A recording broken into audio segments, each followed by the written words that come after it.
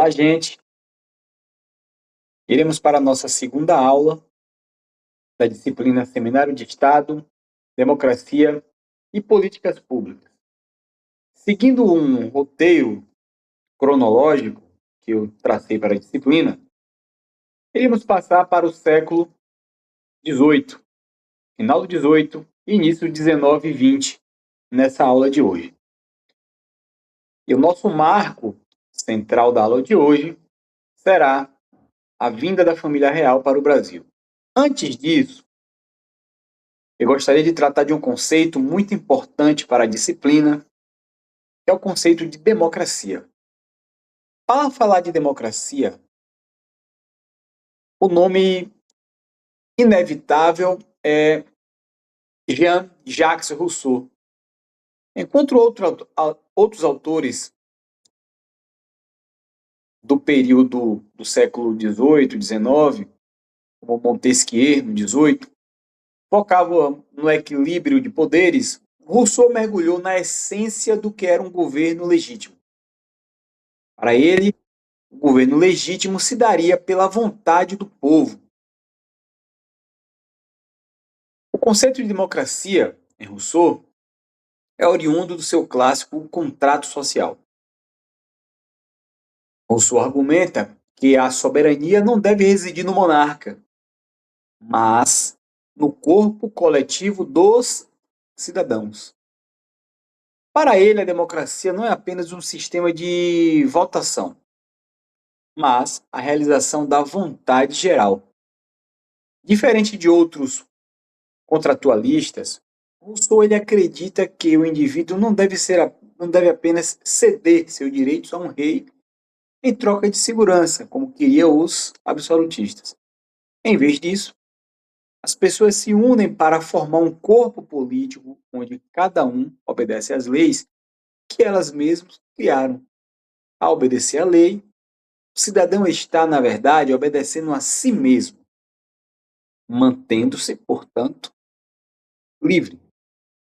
A palavra-chave do entendimento do conceito de democracia trazido pelo autor é vontade geral. A vontade geral não é apenas uma simples soma de vontades individuais, o que ele chama de vontade de todos, mas sim o que é melhor para o bem comum. Na democracia rousseauiana, o cidadão deve deixar de lado seus interesses egoístas para decidir com base no que beneficia a coletividade. Para Rousseau, então, a soberania pertence ao povo e não pode ser representada. Ele era um crítico ferrenho da democracia representativa, como a que temos hoje, com deputados e senadores. Ele defendia que, no momento em que o povo escolhe representantes, ele deixa de ser livre. Então iremos pensar a todo momento esse conceito de democracia, trazendo à tona para a formação do Estado no Brasil, que remete ao século XIX. Vejamos.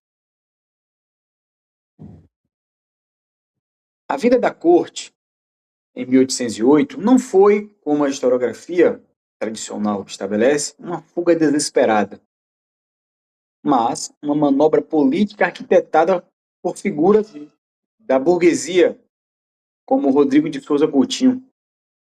O objetivo não era salvar a coroa da extinção apenas.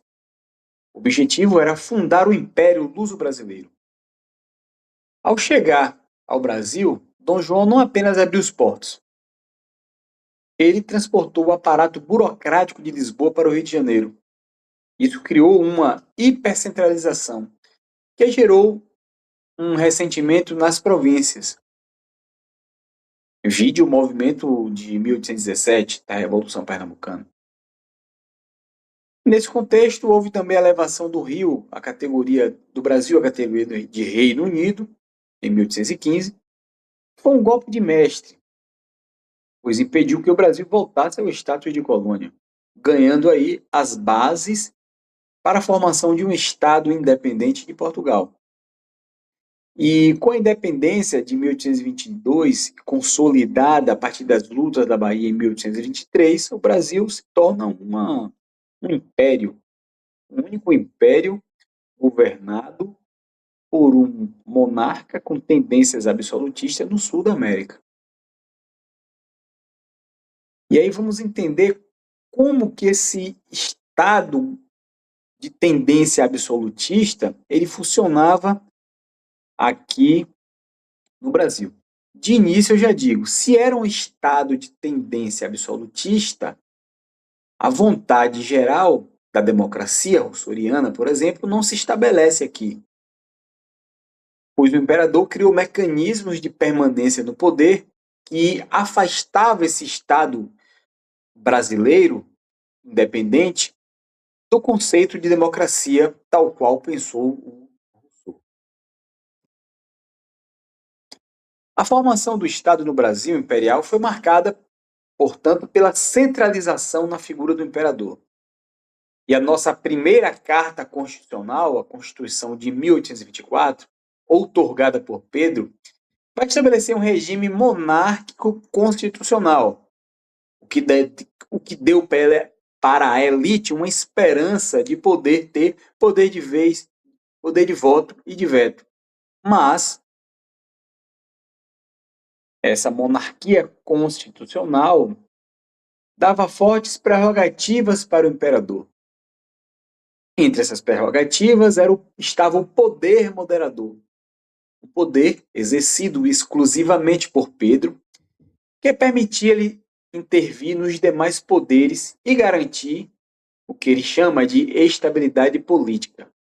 Na prática, houve a centralização do poder nas mãos do imperador, o que gerou tensões e conflitos entre o governo central, representado por Pedro, e o poder provincial, representado pelas províncias, pelos governadores das províncias.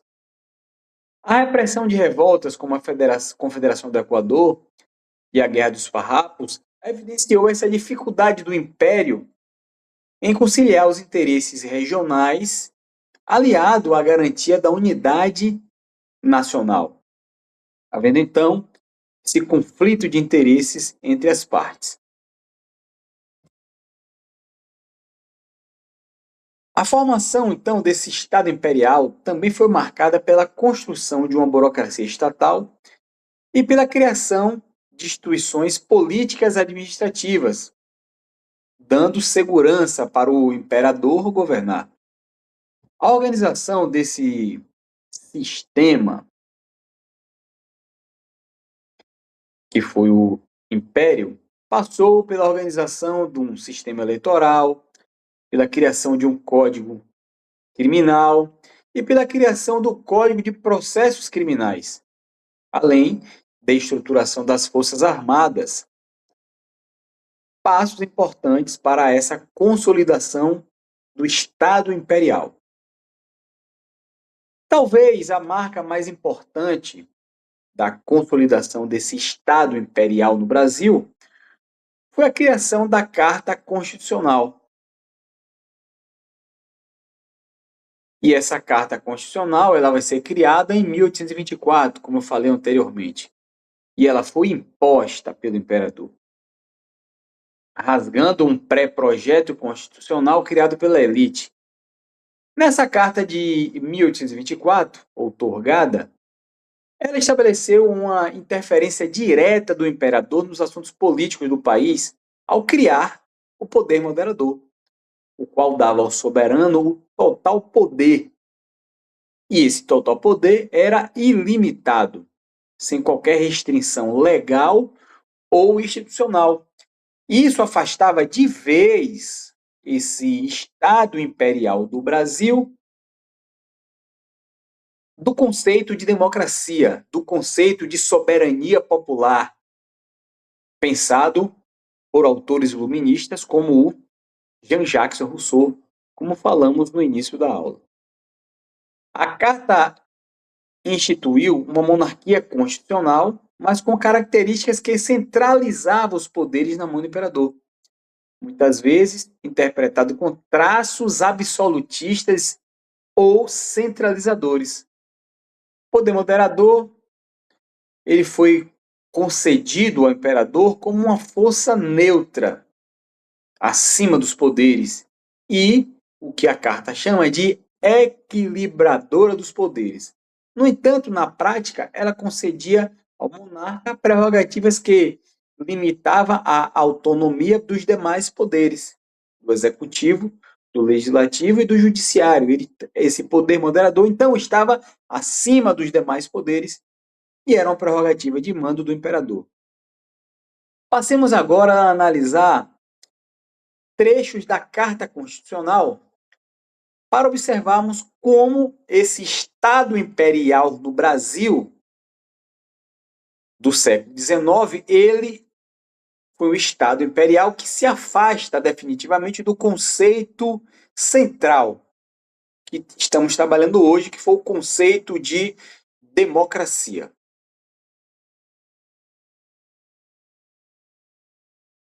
Selecionei alguns trechos, como, por exemplo, o artigo 98 da Constituição. O português é o português da época. Se houver palavras que têm uma grafia diferente, porque elas remetem aí ao século XIX. O artigo 98 diz o seguinte: o poder moderador é a chave de toda a organização política e é delegado primitivamente ao imperador, como chefe supremo da nação, e seu primeiro representante, para que, incessantemente, vale sobre a manutenção da independência, equilíbrio e harmonia dos poderes. E essa harmonia se dava pela sobreposição do poder do imperador aos demais poderes. Já no artigo 101, diz o seguinte: o imperador exerce o poder moderador, nomeando os senadores na fórmula do artigo 43. Então, a soberania pelo voto ela não existe porque era a prerrogativa do imperador nomear senadores. Além disso, ele vai convocar a Assembleia Geral Extraordinária nos intervalos de sessões, quando o bem da nação o exigir, ou, dito de outra forma, quando ele bem entender. Sancionando os decretos e resoluções da Assembleia Geral para que tenham força de lei, propagando ou adiando a Assembleia e dissolvendo a Câmara dos Deputados. Veja, não há qualquer tendência democrática, pois o poder moderador, exercido pelo Executivo, ele anula a qualquer momento o poder legislativo. Esses parágrafos demonstram como o poder moderador vai permitir ao imperador intervir diretamente no poder legislativo, como eu falei. A nomeação de senadores vitalícios garantiu ao imperador influência no Senado. O poder sancionado pela lei lhe dava o controle final sobre o processo legislativo. Além da capacidade de convocar, prorrogar, adiar, dissolver a Câmara dos Deputados, que era um instrumento poderoso de controle político, permitindo ao imperador remover obstáculos e garantir a governabilidade de acordo com seus próprios interesses. Vale lembrar também que, nesse contexto, essa legislação, por exemplo, previa penas e previa a existência da escravidão, o que afasta também de vez o Estado imperial que se formou no século XIX da democracia. Além disso, os cidadãos tinham um regime censitário para poder ter representatividade, ser votado e votar, ser eleito e votar. Então, a partir desse contexto de uma renda mínima para votar e ser votado, e o caráter racial também, afasta definitivamente esse período de um período democrático da história do país.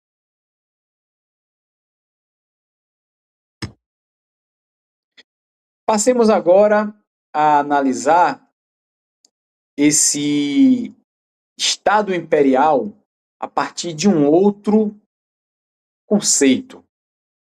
conceito muito importante, que é o conceito lá do Foucault de biopoder. Ao aplicar o conceito de Foucault, percebemos que o Estado imperial do século XIX, seja ele o joanino ou o posterior de Pedro II e do Pedro I, Pedro I depois do Pedro II, respectivamente, não se limitava à soberania jurídica, fazer morrer ou deixar viver. Eles passaram a exercer o biopoder, fazer viver e deixar morrer, nos termos utilizados pelo Foucault. Aí você vai ter, por exemplo, a higienização e a polícia. A criação da Intendência Geral de 1808 foi fundamental, pois o Estado passou a mapear a cidade e controlar a vadiagem, o que eles chamavam de vadiagem, e a limpar com todas as aças possíveis as ruas de corpos que não se adequavam à estética da corte. Daí se aplica o conceito de biopoder, no qual era o Estado que decidia fazer viver e deixar morrer. Os elementos indesejados pelo Estado, ele era simplesmente expurgado. A vacinação e o controle sanitário foi uma outra perspectiva do Estado imperial que podemos analisar a partir do conceito de biopoder. Iniciativa de vacinação e a fundação das primeiras faculdades de medicina não visaram o bem-estar social abstrato, mas a manutenção da força de trabalho e a proteção da elite contra as pestes, as doenças atribuídas às classes subalternizadas. O biopoder manifestava-se também na regulação minuciosa do tráfico negreiro, tratando a vida do escravizado como um fluxo biológico a ser gerido economicamente.